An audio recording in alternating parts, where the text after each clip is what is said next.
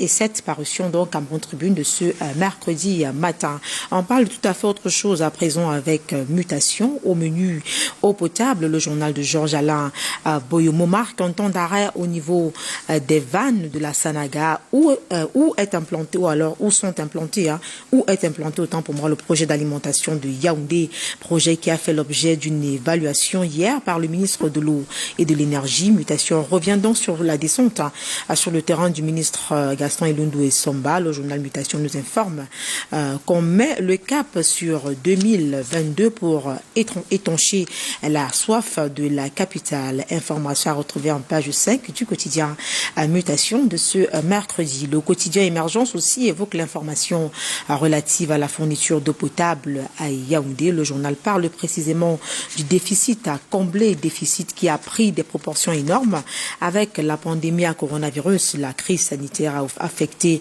le projet d'alimentation en eau potable de la cité capitale et ses environs. À cause donc de ce ralentissement, il faudrait 400 000 mètres cubes pour satisfaire quotidiennement la demande dont le Fundi, le ministre de l'eau et de l'énergie, envisage donc en visite de travail donc hier à Batchenga, a tenté de relancer la machine. C'était en présence donc de nos confrères du quotidien Émergence qui consacre de l'énergie ce matin dans la parution de ce mercredi. De la société en économie, le journal L'économie nous est également parvenu ce matin, nous permet donc de faire le pont de la société en économie pour évoquer les opportunités d'affaires au Cameroun, opportunités qui ont séduit le Canada. Ce pays prospecte au Cameroun, ajoute le journal de Thierry Ekouti. Le journal nous édifie d'ailleurs sur l'essentiel à retenir des échanges entre une délégation conduite par Iya Touré, délégué général du Québec pour les pays d'Afrique francophone. Une délégation, disais-je, reçue en audience par le ministre de l'économie, de la planification et de l'aménagement du territoire, Alamine Ousmane, mais ses hôtes donc ont évoqué les opportunités d'affaires au Cameroun, spécifiquement sur le plan économique. De belles opportunités pour le Canada qui entend d'ailleurs implanter une structure au Cameroun. Question de mieux suivre le process. Le représentant du gouvernement a salué et encouragé l'initiative qui arrive au moment où le Cameroun a adopté la SND 30, donc qui vise naturellement à booster l'économie du pays. Information relative donc à cette actualité-là retrouvée en page 3 du quotidien L'économie. Econews aussi nous est parvenu ce mercredi matin. Le journal nous amène sur l'autoroute Yaoundé-Douala où, à en croire nos confrères, les contraintes ont été levées sur 60 km. Le ministre des Travaux publics a tenu hier la revue des chantiers routiers en cours sur l'ensemble du triangle national, nous dit le journal, qui précise qu'en se pliant donc à l'exercice, il a levé les contraintes sur le chantier de construction de la phase 1 de l'autoroute Yaoundé-Douala, entre autres précisions donc du quotidien Econews. L'ingénieur de l'État prescrit l'accélération des opérations de raccordement pour la livraison de la dite phase en décembre prochain. Econews y consacre beaucoup d'énergie ce matin. Information donc à retrouver de la page 5 à la page 7.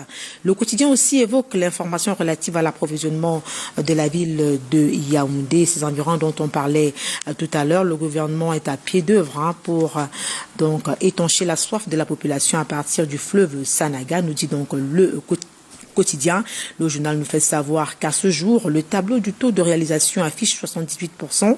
C'est du moins le constat fait par le ministre de l'eau et de l'énergie, Gaston Elundou et Somba, hier 27 juillet au cours de sa visite de travail. Le journal Le Quotidien nous informe en outre qu'il a été question de faire une évaluation des travaux déjà réalisés et d'échanger avec les différentes parties prenantes dans le but de faire respecter le calendrier de livraison de ce chantier. Le projet donc assure au débit. C'est une information à lire dans les colonnes du journal Le Quotidien qui évoque l'information relative à l'eau potable dont on parlait tout à l'heure. Santé, on en parle ce mercredi matin avec Nature Info, Nature Santé, Nature Info. On évoque l'épisodie de peste porcine qui est donc déclarée depuis quelques semaines dans plusieurs zones du pays. La situation est préoccupante dans la région de l'Ouest, nous dit le journal d'Albert Martine Bichaga. Les éleveurs et commerçants sont aux abois. Santé Nature Info va nous explique jusqu'où va la peste porcine, affecte-t-elle l'homme? Ce sont là quelques interrogations dont les éléments de réponse figurent dans le journal Nature Santé Info. Toujours en santé, on parle cette fois-ci avec Éco-Santé de l'hépatite B. La maladie touche 8,3% de personnes âgées de 15 à 59 ans, nous dit le journal de Joseph Ndengboum. Le quotidien Éco-Santé nous fait savoir dans sa parution de ce mercredi que le plan national de lutte contre les hépatites virales à l'horizon 2020-2024 vise la diminution d'au moins 60% de la mortalité attribuable aux hépatites chroniques B, C et D. Les détails en page 6 du quotidien Éco-Santé, parution de ce mercredi matin. We move now to something else with the Guardian Post. Le journal de nos confrères d'expression anglaise reste focus depuis hier sur la tension sécuritaire dans les régions du nord-ouest et du sud-ouest. Le journal évoque ce matin la sortie des influenceurs d'expression française qui attirent l'attention des décideurs publics sur les moyens de riposte actuellement implémentés. Des méthodes qui, du point de vue de ces influenceurs-là, peuvent difficilement conduire vers un cessez-le-feu. Pour eux, il faut passer par le dialogue, une discussion franche avec les sécessionnistes. C'est donc une information à lire en page 3 du quotidien The Guardian Post, parution de ce jour. La lecture transversale des journaux en direct des studios de la cité capitale se poursuit avec Réalité Plus. Le journal de Paul Ngwari Kenji estime ce matin que tous ceux qui ont émergé grâce au président Paul Biya ne peuvent rien contre lui. Le journal va plus loin et demande à ces derniers d'arrêter leur petit bruit. Réalité Plus apporte ses précisions à la une. On va marcher contre Paul Biya. Paul Biya doit partir. Paul Biya est mort. Le programme des obsèques dans quelques jours. Depuis 2004, donc, c'est ce travail que font ceux que le journal qualifie de détracteurs du chef de l'État. Selon donc le journal qui estime d'ailleurs qu'il devrait, à contrario, remercier celui qui les a fabriqués. Paul Biya est debout et décide à conduire le Cameroun vers la prospérité. Ajoute donc Réalité Plus. Parlons d'autre chose à présent avec le journal Regard du Monde, le journal donc, qui s'intéresse à la lutte contre la fraude. L'hebdomadaire d'information générale et d'enquête affirme que le ministre du Commerce, Luc Magloire-Mbarga-Tangana, rappelle à l'ordre. C'était au cours donc d'une descente sur le terrain effectuée par la brigade de répression et de la fraude du ministère du Commerce. Cette dernière, sous l'impulsion donc du chef de ce département, ont saisi 190 sacs de ciment et procéder donc à la scellée des magasins pour non-respect des prix homologués. Voilà donc qui fait l'essentiel de la lecture transversale des journaux en direct des studios de la cité capitale. Merci d'avoir été des nôtres. Restez scotchés. La revue de presse se poursuit cette fois-ci du côté de la capitale économique camerounaise avec Michael Chipkio. Michael, bonjour. Qu'est-ce qui fait la une des journaux du côté de Douala? Venez donc dans la métropole économique du Cameroun, vous l'avez dit, la une ce jour dans la ville de Douala. Nous commençons par Le Messager, le quotidien qui nous parle de l'offre en eau potable dans la capitale camerounaise avec le ministre de l'eau et de l'énergie qui tente de se rassurer de l'offre en quantité et en qualité en eau potable dans la capitale camerounaise. Gaston Elonou Essomba qui a effectué une descente sur le site de construction d'un ouvrage devant produire de l'eau potable à Yaoundé. Il veut donc vaincre la malédiction du manque d'eau potable à Yaoundé. Le ministre de l'eau et de l'énergie et non moins maître d'ouvrage était hier sur le site du projet d'alimentation en eau de la ville et ses environs à partir du fleuve Sanaga. Les travaux de réalisation de ce projet d'alimentation en eau de Yaoundé et ses environs à partir du fleuve Sanaga sont à 78% du taux de réalisation, a-t-on appris de la bouche du membre du gouvernement. Et en termes de calendrier, en fin d'année 2022, les premiers mètres cubes d'eau de Batchenga seront livrés à la ville de Yaoundé. C'est donc un ministre assoiffé d'étancher la soif des Yaoundéens qui déclare d'ailleurs dans les colonnes du Messager ce jour qu'il a demandé aux ingénieurs de passer à la vitesse supérieure pour mettre un terme au manque d'eau potable dans la capitale camerounaise. Le journal parle aussi d'un enseignant de philosophie présenté comme libre penseur désormais au cœur de la tourmente. Il s'appelle Fridolin Nké. Il y a quelques semaines, le docteur Nké a reçu une convocation de la division de la sécurité militaire à Yaoundé, lui intimant l'ordre de se rendre dans ses services à l'enseignant de philosophie et maître de conférence à l'université de Yaoundé 1. Il est reproché l'incitation à l'insurrection et à la mutinerie dans les forces de défense et de sécurité. Depuis lors, l'enseignant est dans le viseur du colonel chef de division de la sécurité militaire à Yaoundé, le docteur Fridolin Nké, selon une tribune publiée par le Messager ce jour, constitue ainsi une énième victime de cette sémile sans que qui que ce soit, en dehors de quelques timides apparitions, ne s'en émeuve. Avant Fridolin Nké, rappelle le journal, on a connu le cas du chanteur Longuet Longuet qui a affirmé en direct d'une chaîne de télévision avoir été supplicié et tabassé dans les locaux de la sécurité militaire à Douala sous l'instigation des chefs, des responsables de la sécurité militaire. Justement, le journal parle d'une dictature rampante de la pensée unique qui continue de prendre de l'ampleur au Cameroun et parle de plusieurs cas de violation des droits humains enregistrés dans notre pays. Affranchir la libre pensée et le libre arbitre, c'est le pas qu'il faut justement franchir au Cameroun, écrit le journal Le Messager dans cette tribune publiée en intégralité ce jour en soutien au docteur Fridolin Nké. La suite avec la nouvelle expression qui a sa une principale ce jour, nous parle de lutte contre le Covid-19 au Cameroun et surtout de la gestion des fonds liés à la lutte contre cette maladie. Et cette autre sortie de Jean-Michel Ninche, député de la Nation, qui soutient que le rapport d'exécution du compte d'affectation spéciale Covid-19 qui vient d'être rendu public par le ministre des Finances comporte beaucoup de zones d'ombre sur la destination de plusieurs milliards de francs CFA. Le rapport du MINFI révèle notamment que nombre de ministères, dont le ministère de la Recherche scientifique et de l'Innovation, n'ont jamais dépensé le pactole qui leur avait été destiné dans la répartition du Premier ministre et n'ont même jamais perçu cet argent. Madeleine Chuente, ministre de la Recherche scientifique et de l'Innovation, qui a été à tort accusé d'avoir détourné les sommes mises à la disposition de son département ministériel et de ceux qui peuvent dormir désormais tranquilles à la faveur du décret du 22 juillet 2020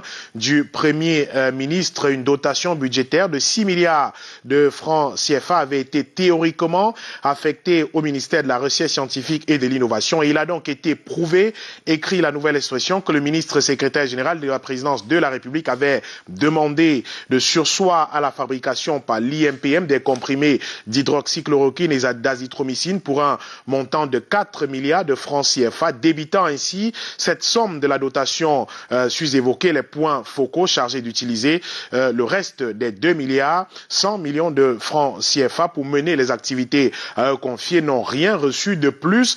Même la dotation d'1 milliard et 12 millions de francs CFA mise à la disposition de certaines structures opérationnelles du MINRESI en avril 2020 par le chef de l'État a été gérée par des responsables précis dans ce département ministériel, notamment le professeur Jean-Louis Samé Oyono, directeur général de l'IMPM, et non de l'argent géré par la ministre de la Recherche scientifique et de l'Innovation, comme tentait à faire croire certaines informations. Eh bien, la synthèse de ce rapport final de la Chambre des comptes a permis de relever les organismes bénéficiaires placés sous la tutelle du MINRESI. La publication par le ministère des Finances de ce rapport d'exécution au titre de l'exercice 2020 vient donc blanchir la ministre Madeleine Chuente. L'on ne peut donc s'empêcher de s'intéresser au cas de ce département ministériel et au cas de Madeleine Chuente, en l'occurrence, qui a quasiment été livré à la vindicte populaire sous prétexte qu'elle a détourné 6 milliards de francs CFA. Il apparaît donc, conclut la nouvelle expression, à la lumière du rapport du ministère des Finances, que toutes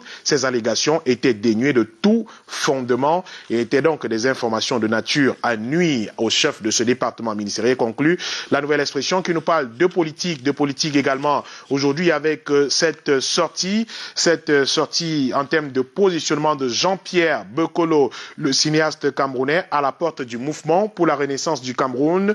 Il fustige les départs des anciens alliés du principal opposant camerounais. La tribune, donc, a retrouvé dans les colonnes de la Nouvelle Expression aujourd'hui, qui parle aussi de cette réconciliation en Côte d'Ivoire, accolade entre deux anciens rivaux. Hier, une accolade et des souris. Le président ivoirien Alassane Ouattara a reçu son prédécesseur Laurent Gbagbo. Hier, une atmosphère de réconciliation pour leur première rencontre depuis leur duel à l'élection de 2010 qui avait débouché sur une crise meurtrière en Côte d'Ivoire. Les détails dans la Nouvelle Expression de ce jour. Kalara, l'hebdomadaire du monde juridico-judiciaire, est également paru aujourd'hui et nous reparle de l'affaire Amadou Vamouké, l'ancien directeur général de la CRTV, qui s'est exprimé une fois de plus lors d'une audience à Yaoundé, avec une audience qui a été une fois de plus renvoyée. L'ancien DG a lâché pour la première fois ses coups sans mettre des gants lors de son interrogatoire par l'un de ses co-accusés. Comptable chargé de dresser la déclaration statistique et fiscale lors de ces derniers exercices passés par M. Vamouké à la tête de cette entreprise publique. Devant les révélations faites lors de cet entretien par son intervieweur, l'ancien patron de la CRTV a redit qu'il faisait l'objet d'un harcèlement judiciaire. Kalara publie quelques extraits de cette sortie devant le tribunal dans ses colonnes aujourd'hui. Et il nous parle aussi de la gestion du terminal du port de Douala, le PAD, qui s'oppose au recouvrement forcé de plus de 2 milliards de francs CFA par DIT.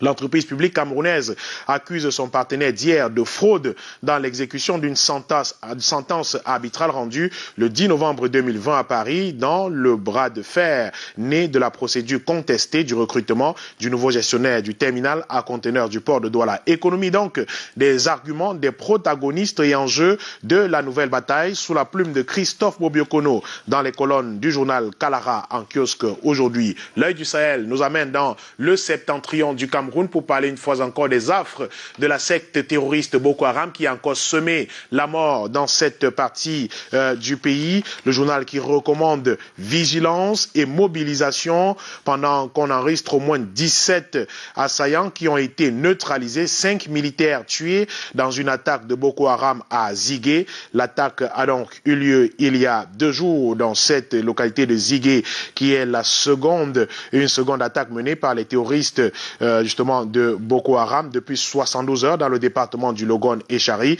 Et le journal nous rappelle de cette autre attaque qui a eu lieu le 24 juin dernier, précisément aux environs de 4 heures, où les terroristes avaient lancé une violente attaque sur les positions de l'armée camerounaise à Sakmé, localité de l'arrondissement de Fotokol, causant la mort de 9 militaires. Il faut donc plus que jamais se mobiliser et redoubler de vigilance pour repousser ces attaques de la secte Boko Haram. Et pendant ce temps, les inondations paralyse la ville de Mora, toujours à l'extrême nord du Cameroun.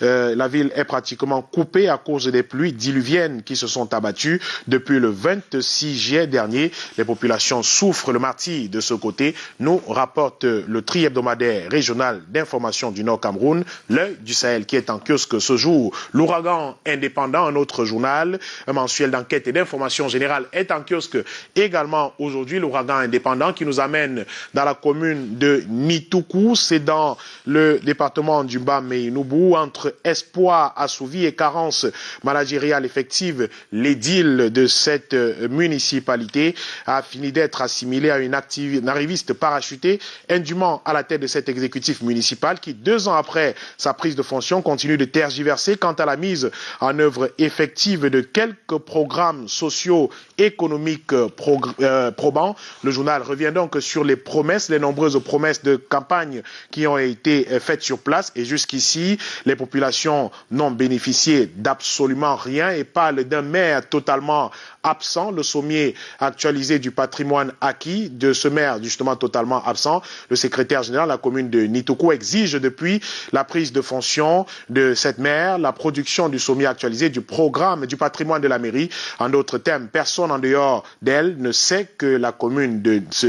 ce que la commune commune de Nitoukou possède. Les populations, elles, sont déjà aux abois. Les employés en situation irrégulière également à la CNPS depuis l'arrivée du maire à la tête de cette collectivité territoriale décentralisée. Les droits des employés à moins de 2 ans seulement de prestance. 10 millions de retenues ont été détournés. Mais par qui s'interroge donc le journal? Les détails autour de cette affaire qui secoue la commune de Nitoukou dans les colonnes du journal L'Ouragan Indépendant, qui parle aussi de renouvellement des organes de base du Rassemblement démocratique du peuple camerounais avec des candidats qui se positionnent déjà, notamment la section de Vouri 2 avec de nombreux candidats qui sont déjà prêts pour le renouvellement des organes de base au sein de cette formation politique. Westeco est également paru ce mercredi. Westeco qui nous parle aussi, bien sûr, de renouvellement des organes de base au sein du Rassemblement démocratique du peuple camerounais. Un nouveau RDPC est-il possible après 36 ans de routine, s'interroge le journal. Le président national de cette formation politique a signé en juillet dernier une circulaire, le 8 juillet dernier précisément, portant renouvellement de ces organes de base. Le 22 juillet, le secrétaire général du comité central, le ministre Jean Kuete, a pour sa part signé une note d'application, calquée sur cette circulaire. Si Jean Kuete peut se targuer d'avoir initié la redynamisation de son parti à la base, le journal s'interroge, est-il possible justement de faire renaître une formation comme le Rassemblement démocratique du peuple camerounais 36 ans après? Question donc à la une de Westeco qui, à sa une principale, aujourd'hui nous parle de l'honorable Fongan qui place Batié aux avant-postes pour la protection de notre pays. Des militants et militantes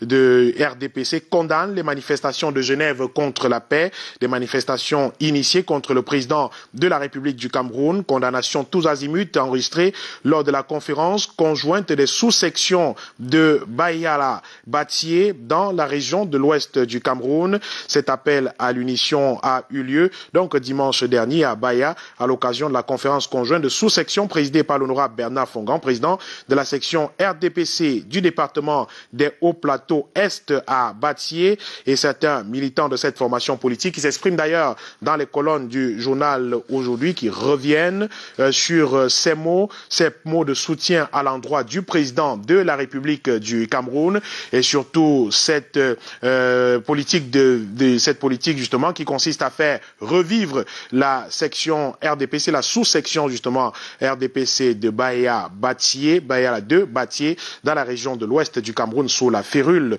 de Bernard Fongan, qui est donc le président de la sous-section de cette formation politique dans la localité. Et on termine avec Politics Hebdo, un autre journal qui est paru ce mercredi, qui nous parle de transition générationnelle au Cameroun et nous présente donc le réveil du Grand Nord du Cameroun avec El Hadj Aboubakar Ousmane Meh, président de l'ANC, l'Alliance nationale camerounaise, et de l'organisation non gouvernementale Justice Plus, lui, qui parle justement d'une formation politique venue combler le vide laissé par certains politiciens du Septentrion. Amadou Ahidjo avait laissé Abdou Diouf un testament demandant de ramener ses restes à son décès au Cameroun, mais jusqu'ici, cela n'a jamais été fait. Lance encore El Hadj Aboubakar Ousmane Meh qui se bat depuis de nombreuses années pour le retour des restes du premier président du Cameroun au pays. Le Cameroun a tout pour être un pays digne et prospère et nous allons prendre nos responsabilités, lance-t-il également dans les colonnes de ce même journal en kiosque aujourd'hui. Les détails donc de tout ceci à retrouver dans les colonnes du journal Politique Hebdo qui parle aussi du RDPC dans le département des Hauts-Plateaux. La force du terrain avec Bernard Fongan qui booste le moral des militants. La sous-section RDPC de Bayala 2 à Batié confirme et réaffirme justement son soutien indéfectible au RDPC à l'occasion d'une conférence tenue ce week-end. Compte rendu et reportage sur place retrouvé dans les colonnes du journal Politics Hebdo en kiosque ce mercredi. Voilà donc pour la une des journaux parus ce matin à Douala. Michael Tepio, on va revenir un petit peu sur cette actualité d'hier. Il est important de le rappeler quand même sur un ensemble de chaînes de télévision. On a eu le temps de voir cette image, cette accolade entre Laurent Gbagbo et le président ivoirien Alassane Dramane Ouattara. Quel est le décryptage que vous faites de cette image? Eh bien, écoutez, c'est une très belle image. Excellente image, vous l'avez dit, du président actuel de Côte d'Ivoire, Alassane Ouattara, et son prédécesseur, Laurent Gbagbo, deux hommes qui ne se sont pas vus depuis 2010, depuis la crise post-électorale de 2010-2011 qui a quand même fait 3000 morts en Côte d'Ivoire, et après que le prédécesseur dont nous parlions tout à l'heure, en l'occurrence Laurent Gbagbo, est passé plus de 10 ans à la Cour pénale internationale, à La Haye, effectivement, et a été donc acquitté par ce tribunal et retourné au pays grâce justement à la magnanimité, on va dire ça ainsi, pour utiliser un terme qui est parfois très fréquent chez nous, grâce à la magnanimité du président Alassane Ouattara. Il est donc revenu en Côte d'Ivoire et dans une atmosphère qui semble toujours tendue dans le pays. Il était donc temps de décrisper cette atmosphère politique qui était toujours tendue, ces nuages qui ne s'étaient pas décrispés depuis cette crise post-électorale de 2010-2011. Les deux hommes se regardaient encore jusqu'ici en chien de faïence. C'était pas donc évident pour les Ivoiriens qui étaient divisés jusque-là entre une formation politique, le FPI, et la formation d'Alassane Dramane Ouattara, deux partis également qui se regardaient aussi en chien de faïence. Le climat restait toujours un tout petit peu tendu depuis cette crise, il y a 10 ans aujourd'hui, alors que ces deux hommes aient initié une telle rencontre, une rencontre à huis clos, qui a duré 1 heure quand même, au cours de laquelle ils ont parlé, disent-ils eux-mêmes, c'est une déclaration de sortie, de la Côte d'Ivoire, de tous les problèmes du pays. Vous avez bien écouté le président Gbagbo qui a fait part justement de la libération des prisonniers politiques au président Alassane Ouattara. Il estime que 10 ans après, lui qui était le chef de file de ces personnes qui sont emprisonnées aujourd'hui est libre. Il faut également, il va de soi, il est de bonne guerre, que ses partisans également qui le suivaient à l'époque, qui ont été arrêtés, qui croupissent dans les prisons aujourd'hui en Côte d'Ivoire, soient également libérés. C'est une demande qu'il a adressée à l'endroit du président Alassane Ouattara. Eh bien, on attend de voir quelle est la réponse qu'apportera le président Ouattara à cette demande, parce qu'il faut dire que s'il faut décrisper le climat politique, il faut aller plus loin que ça. Ce n'est pas une simple rencontre entre Ouattara et Gbagbo qui parviendra à décrisper entièrement le climat politique, encore qu'il faut noter que pendant que les deux hommes se rencontraient hier, se parlaient hier, il y avait quelques manifestations en Côte d'Ivoire, même manifestations de qui? De ces associations de victimes de cette crise post-électorale de 2010-2011 qui demandent réclamation, parce qu'il ne vous a pas échappé, Thierry, que lors de l'annonce du retour de Laurent Gbagbo en Côte d'Ivoire, nombre de ces associations étaient vent debout contre ce retour de l'ancien président de Côte d'Ivoire et exigeaient d'ailleurs qu'à son arrivée en Côte d'Ivoire, qu'il soit tout simplement arrêté, parce que de nombreuses personnes victimes estiment que le président Laurent Gbagbo a été l'instigateur de cette crise qui a embrasé le pays, qui a quand même fait 3000 morts. Donc aujourd'hui, puisque les deux hommes se sont rencontrés, se sont parlé, on va donc vers le chemin de la réconciliation, vers le chemin du pardon. Et s'il faut aller davantage vers le pardon, il faut donc libérer ces nombreux prisonniers qui ont été arrêtés, qui croupissent aujourd'hui dans les prisons. Si les deux hommes se parlent, se sourient, s'embrassent et tout, eh bien, croyez-moi, dans les cœurs des victimes, tout n'est pas oublié, C'est quand même 3000 personnes qu'on a perdues. Et là, on se demande où sont donc passés les 3000 morts que l'on voit, deux hommes qui se sont battus à mort pratiquement, se sourient, s'embrasser aujourd'hui devant les caméras, comme si de rien n'était. Eh bien, croyez-moi, il faut aller un peu plus loin pour désarmer totalement les cœurs de nombreux Ivoiriens qui jusqu'ici n'ont pas oublié ce qui s'est passé entre 2010 et 2011 dans leur pays. C'est quand même, je le rappelle une fois encore, et ce n'est pas rien, 3000 personnes qui ont perdu la vue, et dans les deux camps justement lors de cette crise. Et c'est vrai que sur les réseaux sociaux, également sur d'autres médias, certaines personnes y voient un petit peu de la comédie, et d'autres qui y voient un petit peu de la trahison. Entre comédie et trahison, entre comédie et trahison, mais il me semble quand même qu'à regarder ces images d'hier, c'est vrai que les questions politiques, il faut les prendre avec beaucoup de pincettes. J'en ai également lu hier qui disait un seul individu qui meurt pour un homme politique aujourd'hui ira directement en enfer, parce que les gens se demandaient comment deux hommes qui hier effectivement se juraient morts, aujourd'hui se parlent de cette façon, s'embrassent passe et tout. De la comédie, non, je pense pas totalement, mais un peu d'hypocrisie derrière quand même, parce que chacun, on embrasse son vis-à-vis, le protagoniste avec un couteau dans le dos quand même. À un moment donné, si on a l'occasion de poignarder, on n'hésite pas. C'est la politique, c'est de ça qu'il s'agit. La réelle politique, c'est bien ça.